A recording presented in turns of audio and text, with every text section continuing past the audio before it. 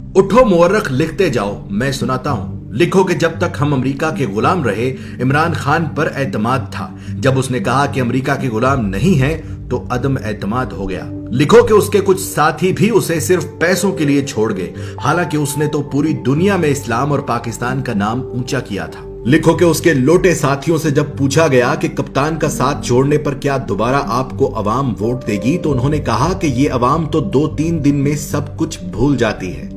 लिखो कि तारीख में पहली मर्तबा अदम एतमाद आया, और वो भी उस वजीर आजम पर जिस पर कोई करप्शन का इल्जाम तक नहीं था। लिखो कि जावेद लतीफ नामी नून लीगी रहनुमा ने सरेआम टीवी चैनल पर कहा कि हाँ, हमने पैसे देकर एमएनएस खरीदे हैं, और ये सुनकर भी इलेक्शन कमीशन नामी मुकद्दस गाय सोई रही। लिखो कि जहां एक निकाह मनसूख करने के लिए भी जज वजह पूछता है, वहां 22 करोड़ आबादी के मुल्क के वजीर आजम को हटाने की वजह न किसी जज ने पूछी, न किसी इलेक्शन कमीशन ने। लिखो कि जहां रिश्वत गुनाह कबीरा में आती है, वहां पैसे और ओहदों के लिए एमएनएस ने डायरेक्ट बोलियां लगवाई। लिखो कि जब इमरान खान ने पाकिस्तान को आजाद करना चाहा तो उसे झुकाने के लिए सारे सियासतदान मिल गए। लिखो कि इलेक्शन कमीशन ने हमेशा इमरान खान की हुकूमत के खिलाफ फैसले किए, लेकिन वो फिर भी मुकद्दस ही रही। उसने अमीन अली गंडापुर के भाई को सिर्फ अपने हलके में जाने पर नाअहल कर दिया, लेकिन एमएनएस को खरीदने पर बिल्कुल सोई रही। लिखो कि ईमान की इस खरीदो फरोख्त ने फिर से उस अमरीकी को सही साबित कर दिया जिसने कहा था कि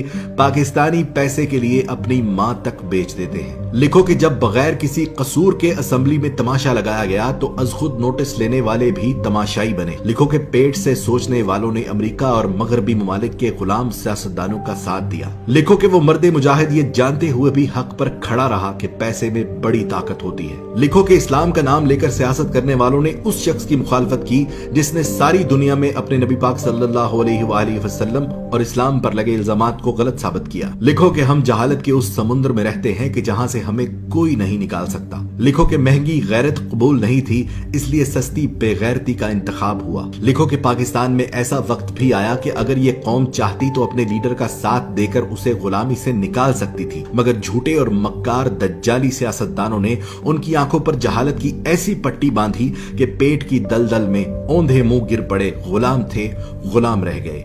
गुलामों के लिए अच्छी खबर यह है कि अल्लाह ने इस कौम पर तरस खाकर एक बहादुर लीडर दिया जो उनकी गुलामी की जंजीरें तोड़ना चाहता है। पर इस कौम ने कहा कि मैं अमेरिका और मगरिब का गुलाम था और रहूंगा।